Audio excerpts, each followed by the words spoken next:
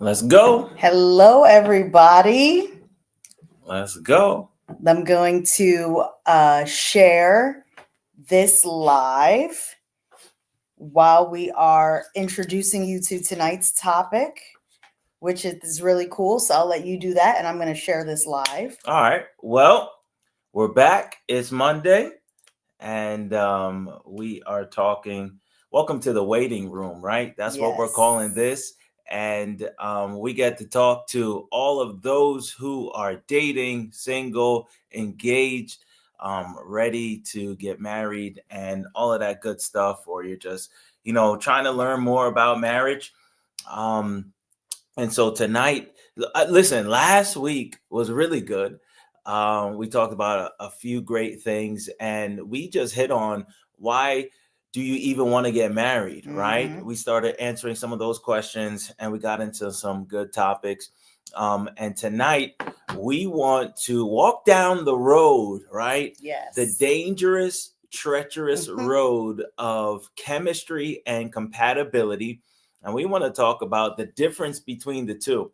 One of the things that we have just gathered from talking to different people along their journey is, hey, how do I know if this person is the one for me, and are we really compatible? And we're going to talk about a few things. I don't want to get into it yet, but chemistry and compatibility, often we can think of them as the same, but they're different, and they are important as it relates to marriage and as it relates to a long-term commitment and partnership.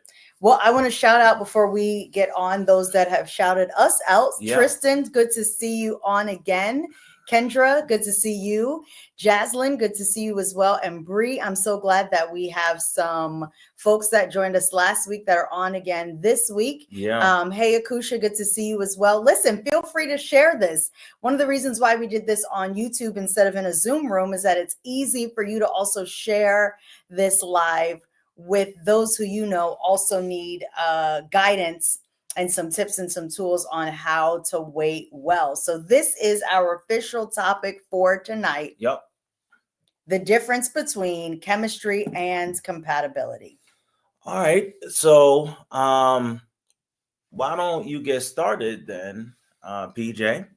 And, we can go from there. Are y'all ready?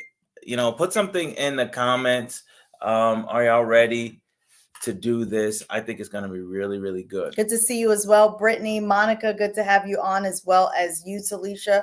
All right, so the difference between chemistry and compatibility. And so here's the thing, is that chemistry is emotional and physical. Compatibility is foundational. All right, I hope y'all are taking notes tonight. So chemistry, those are the butterflies that you feel, right, in your tummy when you see the person, when you think of the person, when you hear their voice. That is chemistry. Chemistry is when you see the person in person and you're excited to see them. You look forward to seeing them. It's the attraction that you feel. And also it's the emotional part of it, because you have feelings of excitement, feelings of happiness.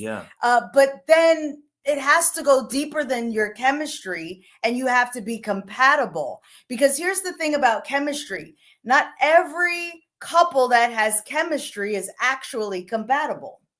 I think you need to repeat that. You can have chemistry. Two people can have chemistry, but it doesn't make them compatible. Right. And we're going to break down what compatibility is, but compatibility is what every single successful marriage needs to have, because marriages, just like anything else in life, go through different seasons. You're going to have points in your marriage where life seems like it's just easy and y'all are shooting the breeze. You're going to have points in your marriage where it's tough. You're going to have points in your marriage where y'all are not on the same page. You may even wonder, is your spouse even reading the same book? Right? Because you just might not be able to see eye to eye for a season, not just a few minutes. I'm talking about it could be a seasonal thing.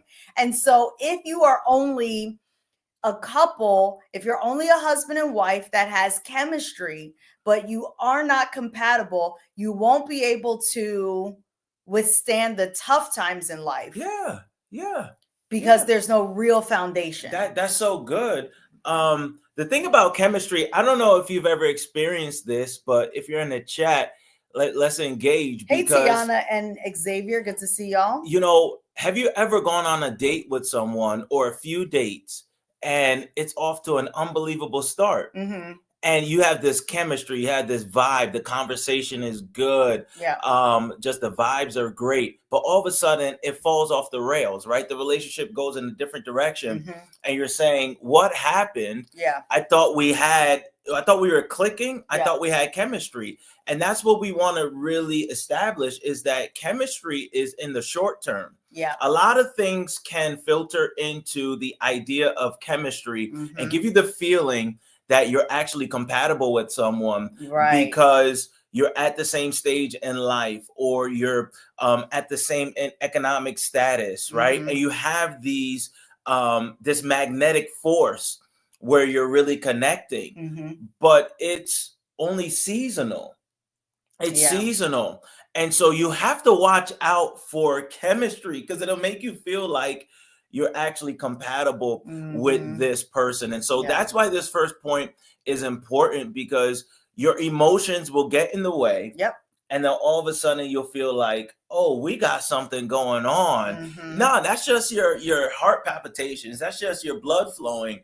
That's just your emotional connection. But I think, you know what? I think this is one of the several reasons why God, in his wisdom, forbids us to have sex before marriage. Right. There's a couple of reasons, but I believe in God's wisdom. One of the reasons why he tells us to abstain until we're married is because it really will cloud your judgment. So good. So you'll be, if they're satisfying you physically, then you may think that you're compatible, but that doesn't mean.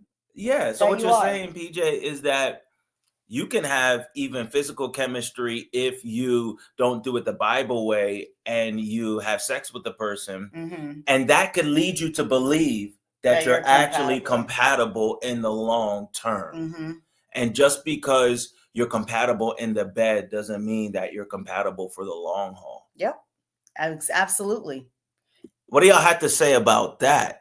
I see the chat is quiet. Okay. Well, honestly, sometimes I've seen, unfortunately, just online, some people who say, I'm a Christian, but I no longer believe that fornication is sinful. Right. But the thing about it is, when it's the Bible, you don't really get to say, well, I no longer think that's a sin. Right. It's whatever God has laid out as sin is sin. Yeah. Whether it's 1915 or 2025. Come on. And so I think one of the problems there is that Brittany Roberts said we are coming in hot.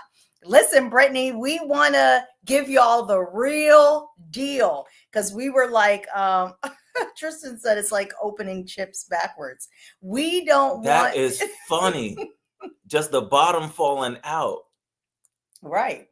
That is funny. We're coming in hot, Brittany, because we want to give y'all advice from our almost 2 decades of marriage experience, and we want y'all to win. So we're like, listen, no sugarcoating in this Connect group. Yeah, and we've seen a lot of pitfalls, or people fall into these pitfalls, right? Yeah. People fall into these ideas where it's like, we have chemistry, but are you compatible? Mm-hmm. And, we're going to talk about a few things tonight, but,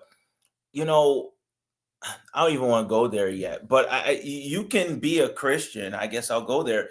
You can be a Christian. They can be a Christian and have the same foundational beliefs as it relates to faith, but that does not mean you're compatible. Exactly. Right. Because listen, I know we don't want to get too far, and let me read this scripture. Okay.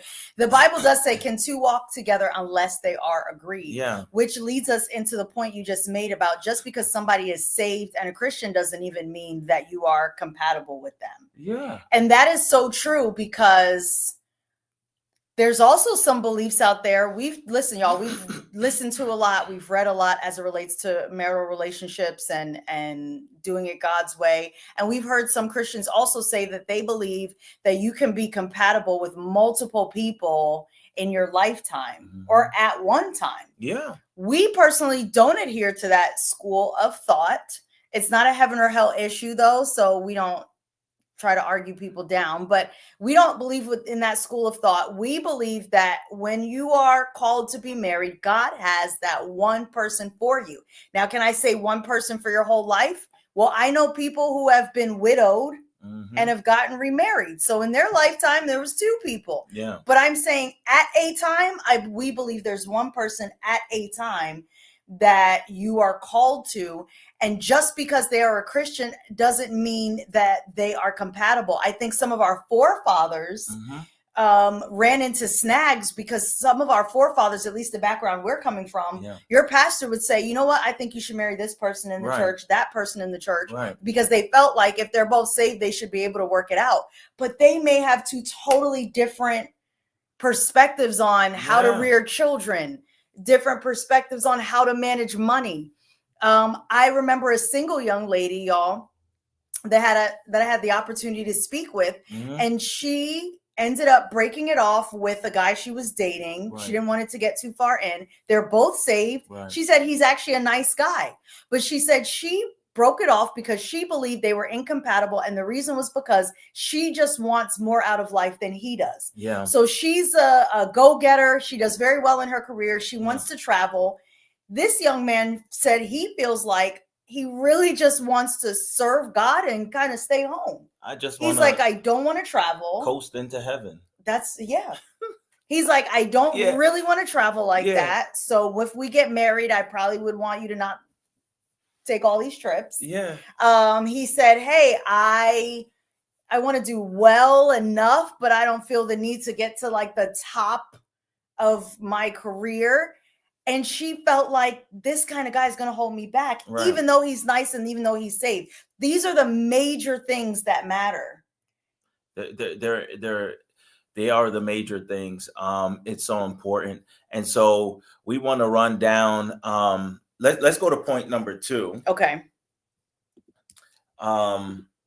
Because what you're looking for are core values that will stand the test of time and say, okay, I can be with this person in my 30s, but we can be happy when we're 60, right? Yeah. And so, all right, practically, does it really work like that? I would say no. There's no way to predict in your 30s, in your 20s, in your 40s, right, what it's going to be like, what it's going to feel like 10 years from now. But you have to have core principles, and you're really resting on their character. So the core tenets of their character, that's gonna produce the compatibility that you're looking for. Yeah.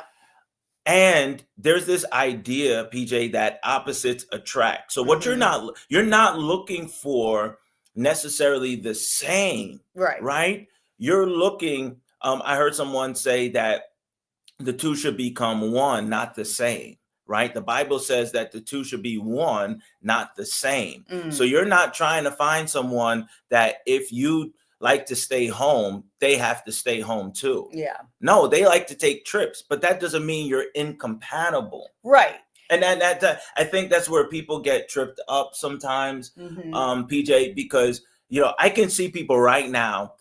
They go on dates, in their head, they have this checklist, and they're like, well, no, if you're a homebody and I like to go out, no, we're incompatible. It doesn't really work like that. Yeah. And I think also when there is compatibility in a relationship, there will also be compromise. Okay. Meaning, if you're compatible with someone, you are able to honor who they are without losing who you are. And so that compromise is what also keeps the relationship going. Now, we have a very interesting take on compromise because we always say compromise is not he gets a little of what he wants and she Right. gets a little of what she wants. Compromise means one time she loses what she wants and Right. another time he loses what he wants. Yeah. So that means if you're compatible with someone, there should be some compromise in there so that if they're a homebody, they're willing to say, most of the time I'd like to be home, but I can oblige you. And sometimes we can go on trips. Yeah. And the person who likes to go on trips can say, but you know what? We don't always have to go away. Yeah. Sometimes we can just stay home. Yeah. So that's what I wanted to throw in there. That's what came to mind when we were talking about compatibility. Is that without compromise, that's going to be a hard person to be compatible with. So that's actually how you test compatibility. Yeah. So you test compatibility through adversity. That's bars. You test compatibility through adversity. Yeah. So it's when you get in a fight and an argument, that's when you're going to know whether or not you're compatible with this person. How do they fight? Do they fight well? Do they throw, I should say, low blows? Right. Then you're not compatible with someone. If you're the type that says, hey, they step out of bounds and I don't like that, well, I think you may have issues in the long run. What I learned with PJ early on is that if we had a disagreement, man, she was still nice. Like, what I can't take is that if we're going to disagree, then it's going to be World War III, right? It's going to be a nuclear bomb because I'm an even personality. Right. So if you're going to fly off on the handle, right, then that's going to be a compatibility issue for me. That's going to be a problem for me. And I knew early on, okay, we can make this work because I'm not going to fight to the next level like that. Right. Yep. Anyone also that can't respect your boundaries, you're not compatible with. I don't care how nice they are. Yeah. Not how you win, but how you lose. Yeah. Yep. That's so good. All right. What do y'all think so far? How would you test compatibility? How do you test compatibility? What are some of the things that you guys do? I just want to hear your thoughts if you have any as we keep going. All right. Yep. Sometimes there's a bit of a delay. Yep. We can keep going. So I'll put up point 3 while we give you all a minute to answer how you test compatibility, or have you ever thought about how you should test compatibility? Chemistry is instant, but compatibility is proven over time. Wow. I love this point because chemistry is instant. You're attracted to somebody or you aren't, right? Now, all right. So sorry, PJ, but it makes me think about love at first sight type stuff. Okay. Or, sometimes we watch on Netflix, Love is Blind, right? Can you fall in love quickly? Right? Is that chemistry or is that compatibility? And is it really falling in love or is it infatuation? Yes. There are no rules. There are no rules. So people can fall in love really quickly and then they're married for 60 years. People can fall in love quickly and it's the wrong person. I would say wisdom is take your time, right? Wisdom is put it through the process because this is a lifelong commitment and decision. So some of the answers, let's pause there. Some of our answers are coming in now. Yeah. Brittany says one way she tests compatibility is listening more than she speaks. Yeah. So she lets them talk about themselves and then she tells them more about who she is. I like that, Brittany, because you're starting to listen out for, is this guy saying things that I already know I'm not going to be able to tolerate or live with? And it's kind of helping you determine early on whether or not you're compatible. Yeah. All right. Now, Michelle is saying, can I spend a considerable amount of time around you and not get bored? Michelle wanted it to be fun. Is this going to be boring? Well, listen, one thing we know about Michelle is Michelle loves to laugh. Yeah. Michelle loves to crack a joke. Yeah. And she literally is not even serious more than half the time. So Michelle's like, if you're going to sit there dry as saltines with no sense of humor. I hate saltines, y'all. Ever since I was pregnant with my daughter, I couldn't take saltines because my doctor was like, eat these, you'll feel better in the morning. With your nausea, I didn't feel better.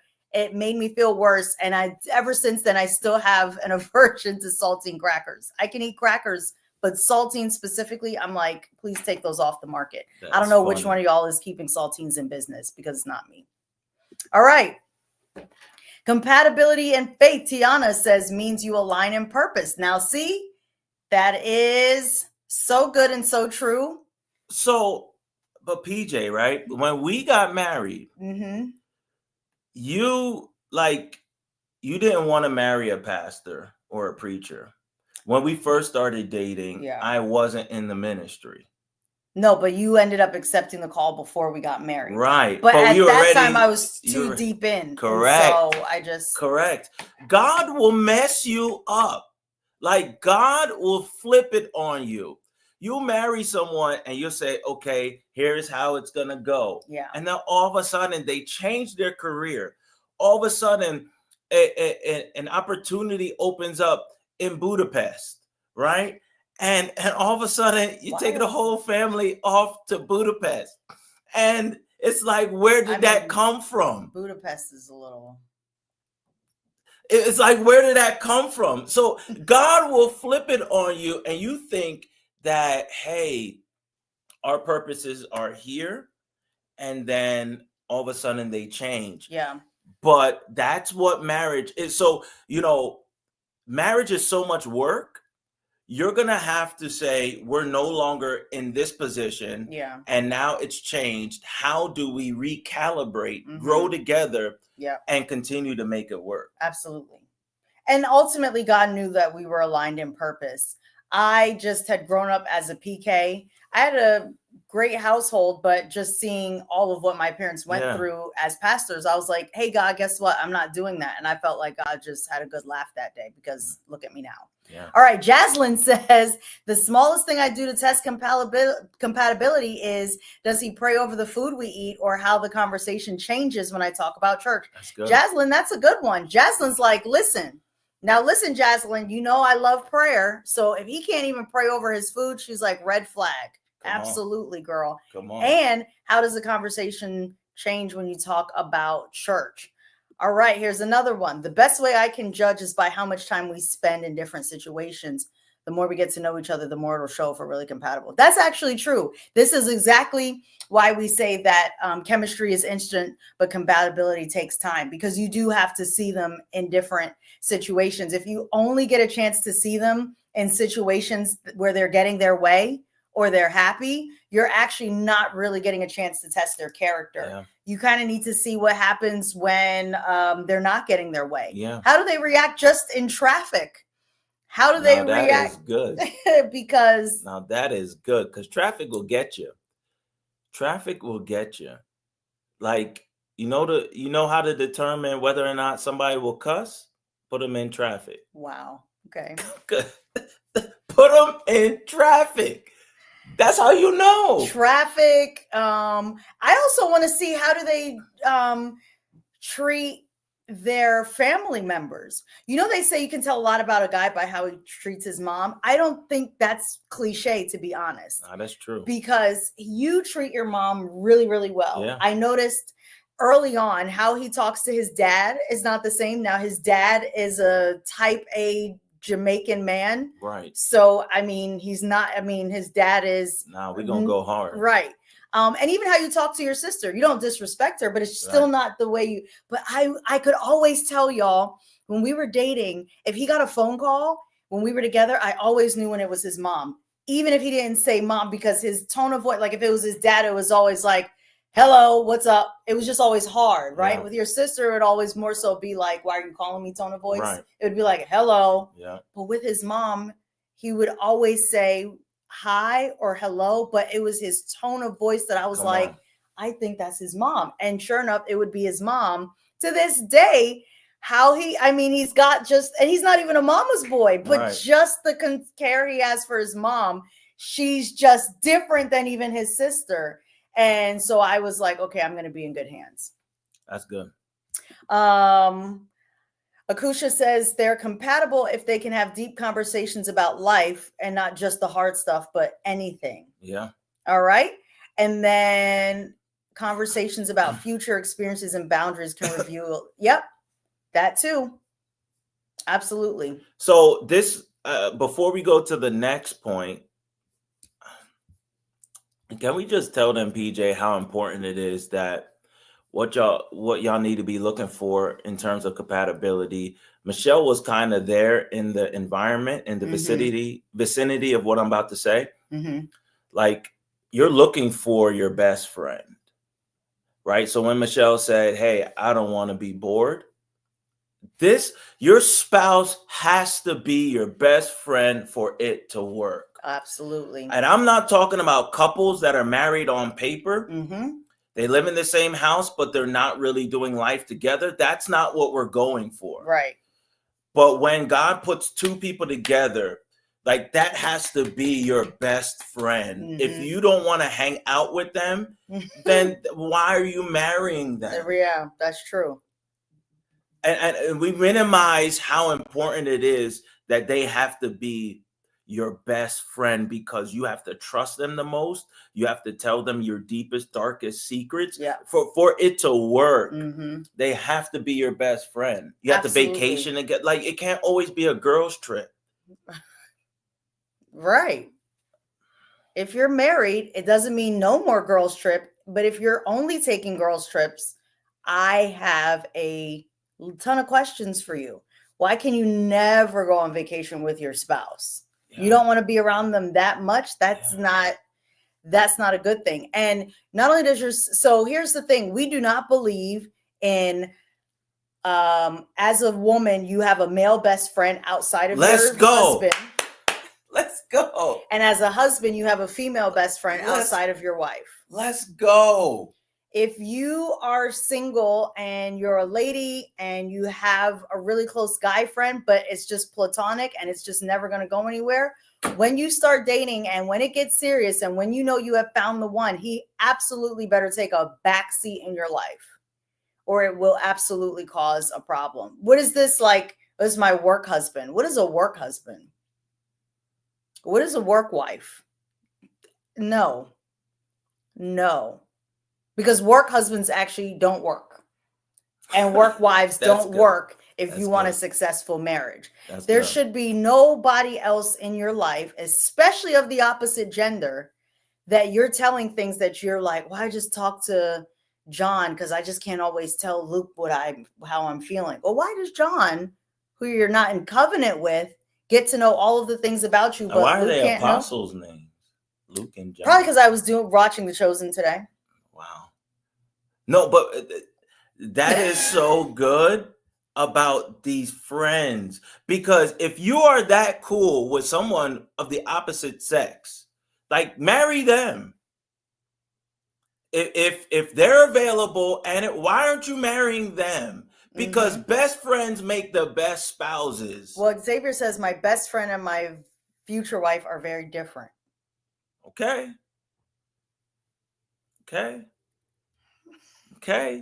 My best friend and my future wife are very different. All right. I would challenge you that if you can be compatible enough with someone that they are your friend and they're your best friend and they're of the opposite sex, like, that's probably a candidate for your spouse. Right. And I don't know the situation, so I can't say that for you specifically, but in the idea of, you can hang with someone, you can have a good time, you can spend a lot of time with them. What we're trying to say is, you may say, hey, my future wife has to look different than my best friend because I'm not attracted to my best friend. And I'm going to tell you, well, what happens after 5 years when the person you're attracted to, their shape changes. Like, we're talking about marriage. So if you hang your hat on something like looks, that may change. I'm not saying you should marry someone you're not attracted to. Yeah. But I am saying that we have.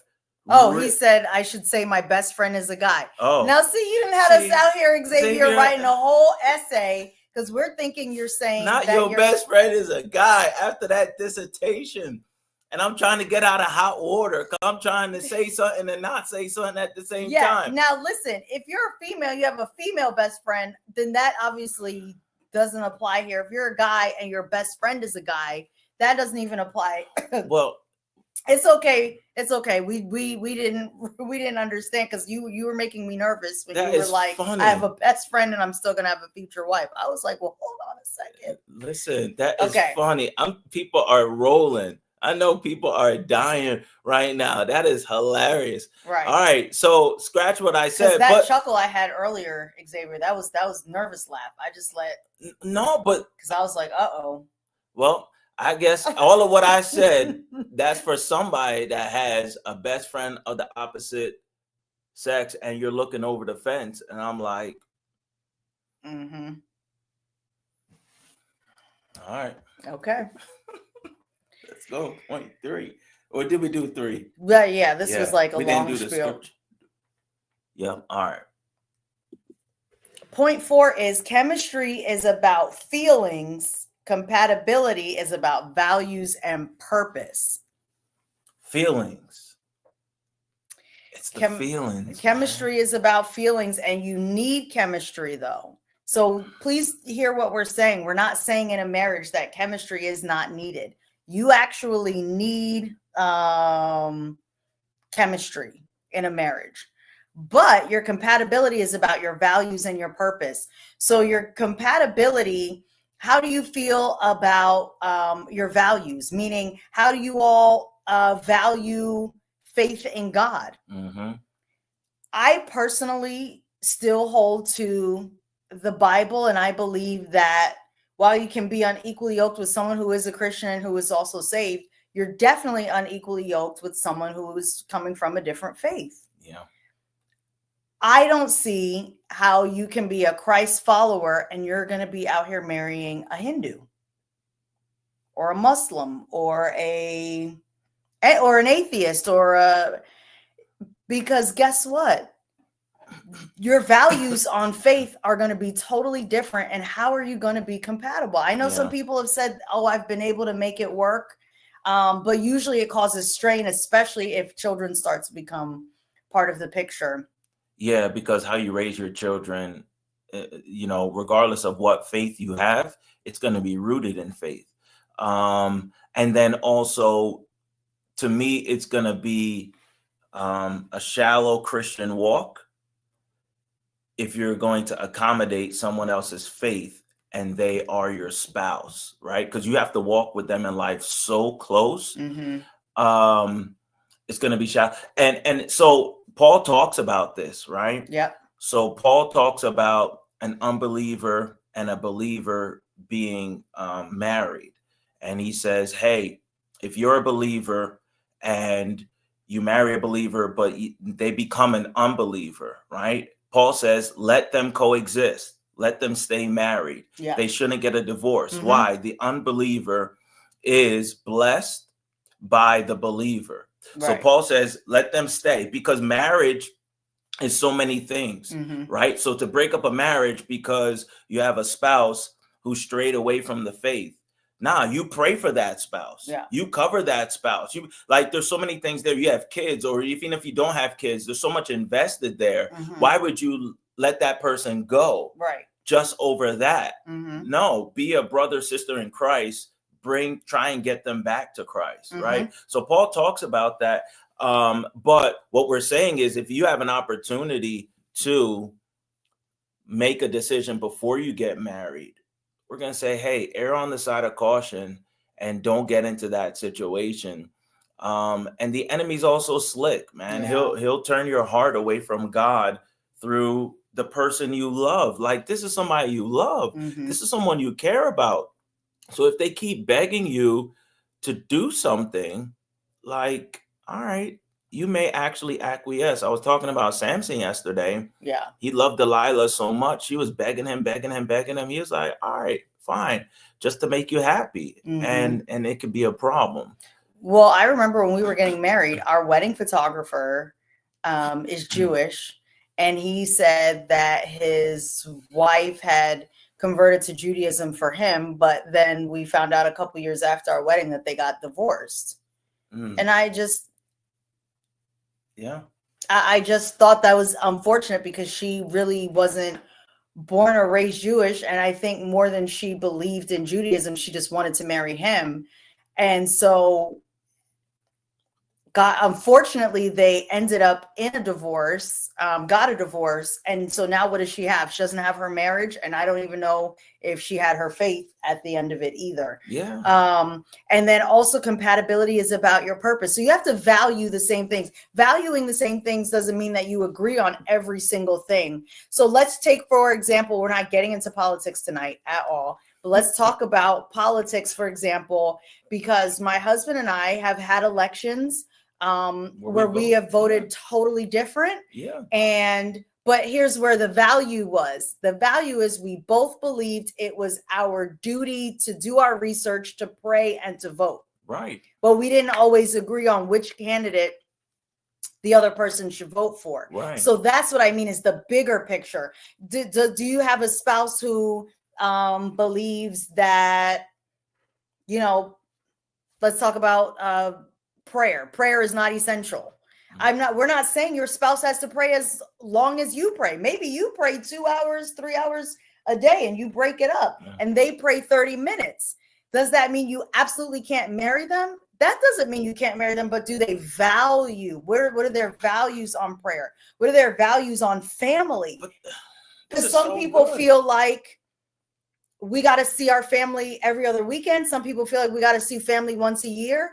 But do you at least both agree that family needs to be seen, and you need to interact with family, so long as they're not toxic, all things being equal?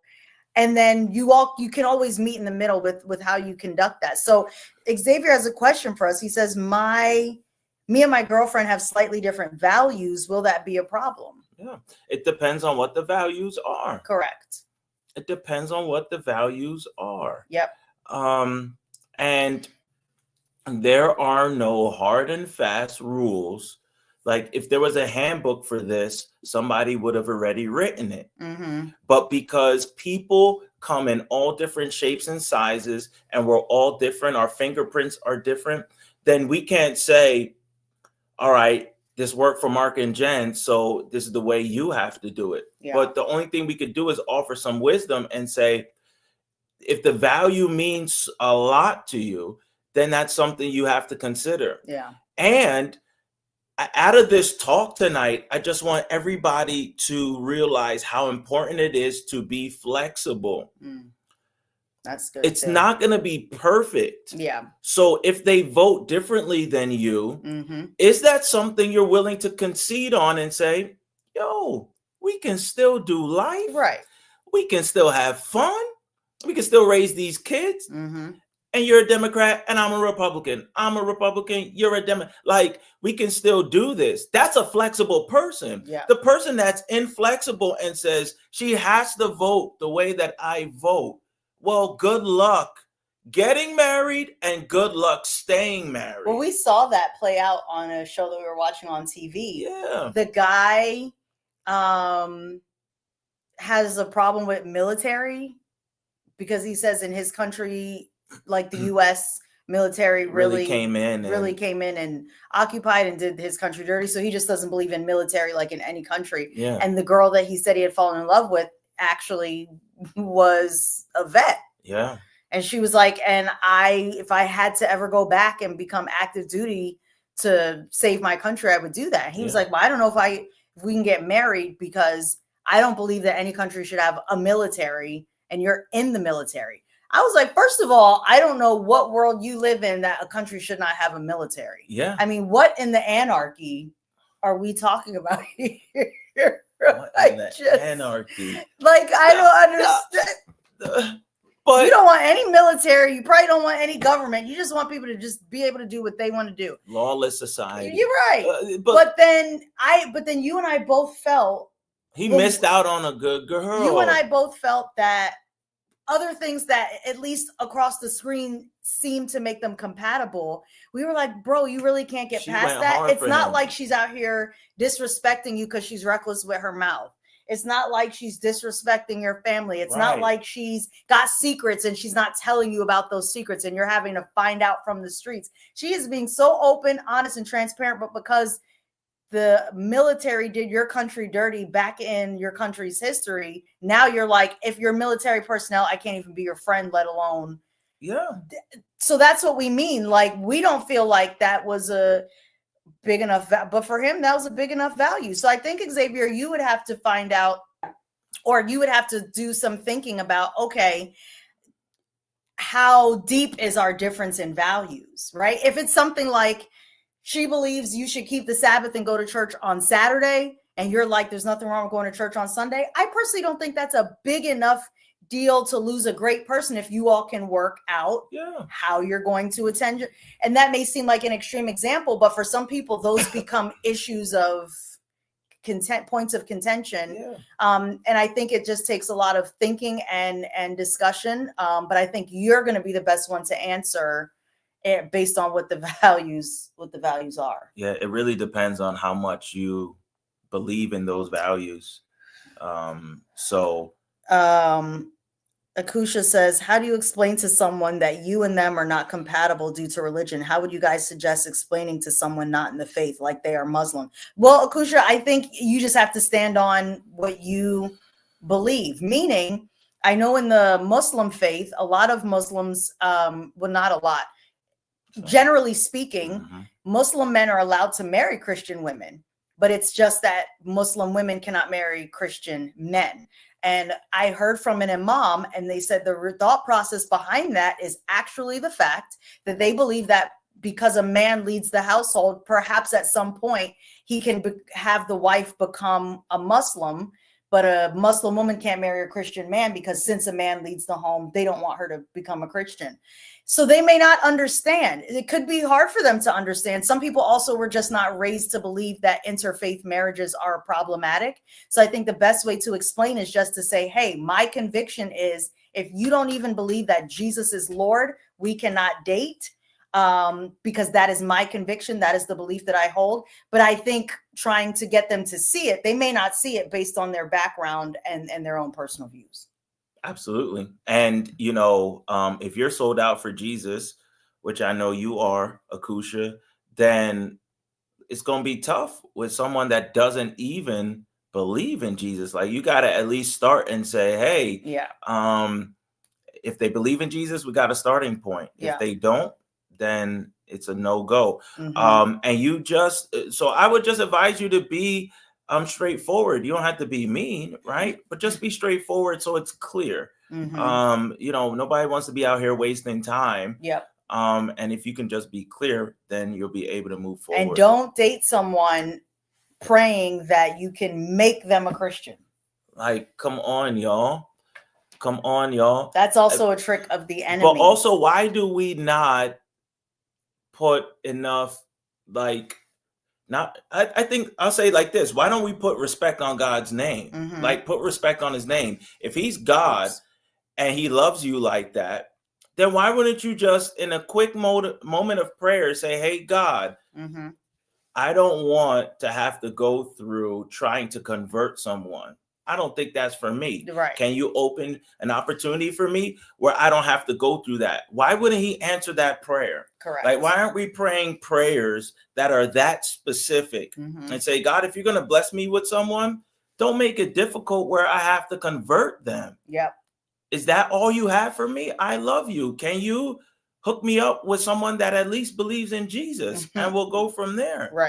That God will answer that kind of prayer and be like, all right, I can do it. It's the person that doesn't have the boldness to pray that. And he says, you really don't think I'm God enough to give you someone that at least believes in Jesus you think I want you to go through that kind of work, right, and put in that kind of effort. yeah, Like, put it on God, put some respect on his name, be like, hey, you can do this. You open up a Red Sea. mm-hmm. Why can't you do this? Yeah.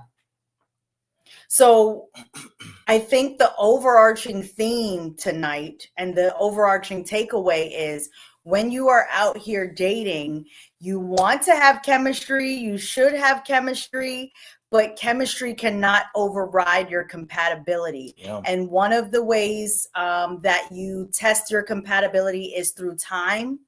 One of the ways you can test compatibility is through observing them in various situations. Yeah. And ultimately, you test compatibility by fleeing fornication.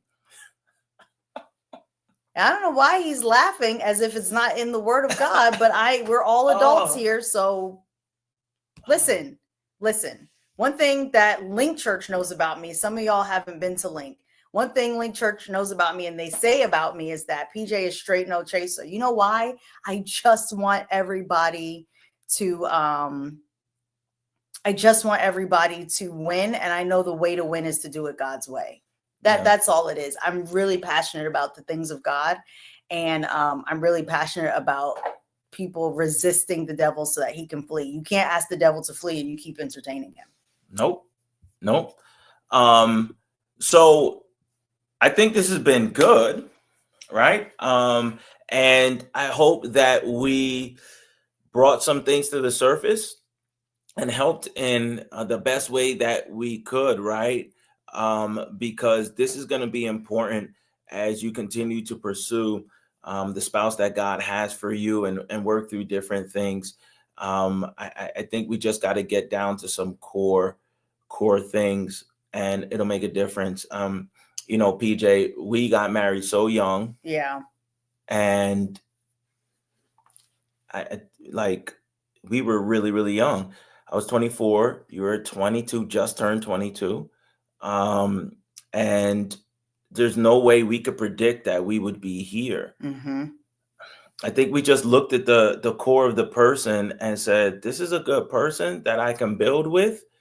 And I'm going to turn away from whatever else is out there and just choose this one. Mm-hmm. Like, you have to wrap your mind around it and say, I'm going to leap. I'm just going to choose this person because they're a good person. Right. They're a good person and we can build together. and I think chemistry doesn't have to mean you check everything off your physical that's list. what I meant to say. Because if he was like, if he had said like, I need a woman that's runway model height, I would have been out the running before we even got started. Yeah. Okay. I'm petite and there's not really anything.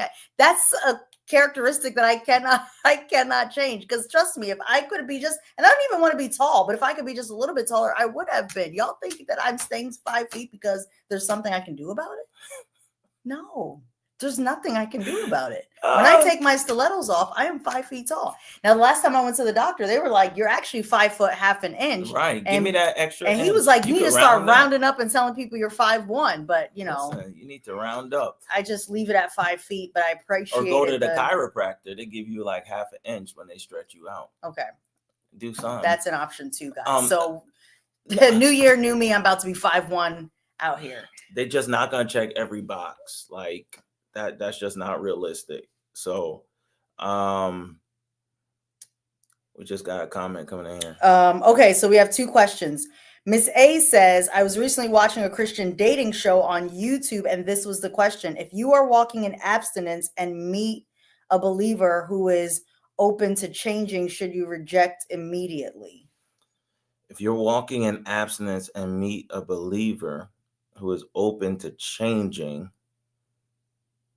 I don't know what you mean by open to changing. Like changing their faith.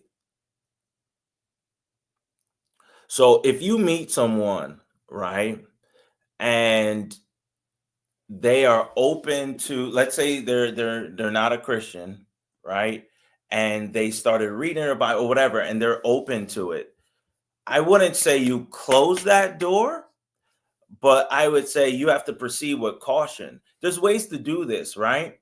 You wouldn't jump all the way in 10 toes down, right, into that and say, boom, I got something. No, you let some time go. So you create some distance and see what they're doing on their own. Are they like guys be slick? Like, let's stop. Guys will do almost anything to try and bag something, right? So he may be saying that just to try and pull you in. But you need to know that so you can't allow your emotions and your feelings to get involved. And then now you can't pull away. So you proceed with caution. You shouldn't slam the door, but you should close it a little bit and leave it cracked and say, hey, I'm going to wait to see if you're really open to changing. And if you are, then maybe we got something. But I'm not going to leave myself vulnerable for you to break my heart or for you to leave me hanging and just keep it moving.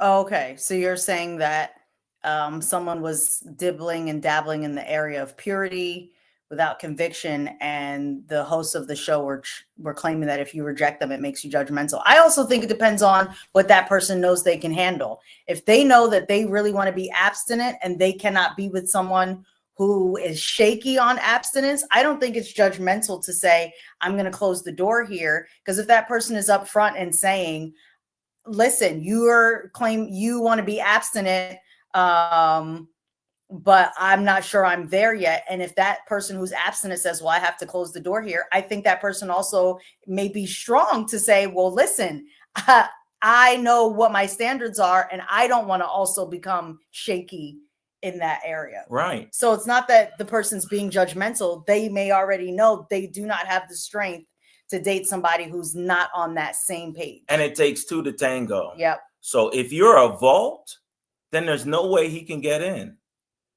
Like, if you're standing on your business and you're like, I'm not going to have sex, then what can he do? And he may actually be bettered by the fact that you're locking it down. Then he knows the type of woman that you are, and it brings his integrity and his character up. But if you're feeling like, man, maybe I'll be vulnerable and succumb to it, then I don't think that's a situation you should put yourself in. We have two more questions. Tristan had one, but it's close to Tiana's, so we're just going to link it together. And their question was basically, how did we know when it was time for us to get married? All right. So, we met, right? And within about 4 weeks, we were like, yo, we got something. We were young, but we were like, we got something. So we took a week to kind of not talk and pray. So we come back on the phone and we're like, I'm like, hey, what did you hear? And she's like, what did you hear? What did God say? So we took a week to kind of hear what God wanted to say. And I'll tell you this, God didn't say no. Mm-hmm. So, the voice of God is interesting. There's very few times God is going to come down from heaven and give you his voice like, yes, do this. No, but you have to read the signs. If nothing is blocking it and he's just giving you a free open pass to it, like it's easy. Mm-hmm. You don't have to, then maybe that's God saying, yeah, go forward. And you also have to know how God speaks to you. Mm-hmm. Because if God speaks to you in certain ways, then you want to look to those ways so that you'll know. And people often say, hey, how do you know when you found the one? You just know. Well, yeah, that's true. But there's some practical things that can help you along the way. How do they get along with your family? Yeah. So outside of the things we already discussed, how do they get along with your family? How do they just relate to others? What's their work ethic like? Is that something you can live with? And then in terms of time frame for us, it was a little bit easier because we knew early on in our dating relationship that, hey, this is the one for me. But I was still in college. He's 3 years older than me, so he was already finishing up. And so time wise, we knew it couldn't be as quick as maybe if we were already in our late 20s Plus, because my parents were big on, she is not going to she's not walking down anybody's aisle until she finishes her degree. So he knew that was one of their stipulations. Yeah. Because they wanted to make sure that I finished at least my bachelor's. So that was great. And then we also just grew up in an older school, traditional church environment. And so I say that because once I was done with school, there was no more like, oh, y'all can have another 3 years since you're so young. We grew up in a traditional church environment that was like, oh, that's the person for you, and you're old enough to get married and you're out of school. You need to set a date. Yeah. But I will say this, I really don't feel like people that are in their 30s and 40s, I don't understand why you're still dating 5 years in. I mean, what's even in your late 20s? I mean, seriously, I personally don't understand that. I'm not saying you have to marry them in 3 months, but years are in and there's not even a ring in sight. I don't agree with that either, to be honest. That's a red flag. Something's up there if after a couple of years he's like, it's been 4 years, I'm still not, it's been 5 years, you'll never have enough money to get married. That's what my mom told me. Yep. My mom told me people who say we're waiting until we have enough money are making excuses, because you can go to the courthouse and go on your merry way and do a big wedding later. Like, that's an excuse to say, well, I don't have enough money to get married. What do you mean? Have the wedding you can afford and move on. Yeah. So that may be more, Tiana, than you were asking for, but I wanted to get to this. Akusha saying, where do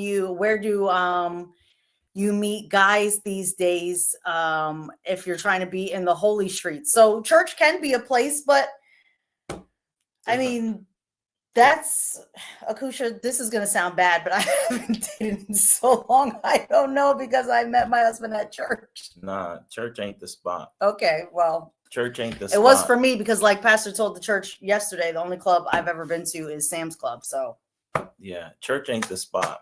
You gotta go, you gotta find events that are wholesome, right? And one of the best ways to find someone is via referral. Like, if you have good friends, people know people that know people, and often people are able to say, hey, I know someone. You should talk to this person. You should, like, that's some of the best, safest ways to do it, because they know the two parties involved and they're able to make some connections. But trying to praise Jesus with one eye, lifted to heaven, and the other eyes trying to scan the audience. Brittany said we were taking referrals at Link. I just feel like you can't do it at church. And sometimes it's awkward. Well, all I meant by at church is, like, of course, not in the service, but you just might come across somebody that after church, you're like, oh, wait a minute, who is that? That's all I mean. Yeah, I know, but you're going to be at church anyway. But find other avenues. Yeah. Like, y'all know how I roll. It's 2025. Find other avenues. And church will mess you up because you feel like it's church, so this person has to be, or this person is what they may not be. Like, just because they're at church don't mean they're a great person. Well, they may be there trying to get their life together, and you just ran into a problem. Well, there's that. Like, I just think there's other ways to do it. All right. I think we got all the questions. Yep. All right, y'all. So this was a good one. Talked about a bunch of things, and we have tons more to cover. But this forum, I pray, is helpful. And God will really bless you and take it forward. All right. Yep. I was gonna say dating apps, which I hear there's ways to do it, and because of course I'm married, I don't know about them, but there may be a way to find someone on a dating app. So, all right, y'all. BJ, I guess we out of here. Try dating apps. I know it's like, oh no, but I met my girlfriend on a Christian dating app and here we are. All right, see? Yeah. So there you go. Yeah, I heard dating apps are pretty good if you do it right? So you just got to be careful, but I think in 2025, you can do it right. Yep, absolutely. It's called Salt. All right, let's go, Tristan. We got folk right now going to the app store right now. Let me download this app called Salt. All right. All right, y'all. Well, listen, we are back next week. That's what we love about meeting weekly. We have so much content, as we told you all, for you all. So we will be back next week with more content. So come with your way to take notes. We love how y'all engage in the comments. That's what makes it fun for us as well. We're not just talking to ourselves, but I thank you all for participating. It really is good seeing y'all. Yep, feel free to share this. You are welcome, Brittany. Yes, Xavier, we were just talking about that tonight. We are still going to meet up at the end. So within the next week or two, we can confirm that date for you all. And we're going to look for a spot because we'd rather choose a spot that has a private room so that we can still speak freely and intimately. Collective. Oh yes. So we actually, that's right. So we do have a spot. We do have a spot that we know of. I wasn't even thinking. So we're going to check some dates that they have, but yes, we are still meeting up at the end because we would love to meet you all. Those of you that are dating, you can bring your significant other if they live in town. But yeah. All right. All right, y'all have a great week and we will catch you next week. Take care, y'all. Take care. Bye.